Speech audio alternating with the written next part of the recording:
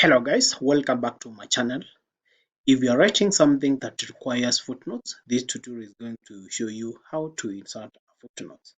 You need to remember that a footnote is used in a large document to explain, to comment on, and also to provide a reference for text in a document. It is a straightforward procedure and the steps are very clear.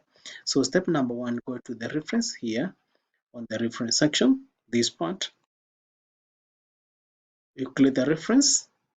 Then from the reference, go to the insert menu, not insert menu, but supposed to be insert. So you click on the insert footnote.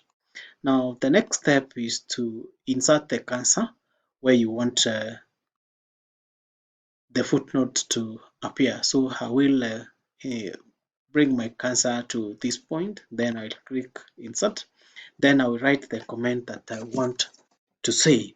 So for example, this is my assignment. So I will write assignment lecture 1, and as you can see, it is easy for me to see where the footnote is. So as long as I'm here, this is where we have the footnote number 1. So it is that simple. So guys, if you are watching this, don't forget to subscribe and also to share with your friend. Thank you, and bye bye.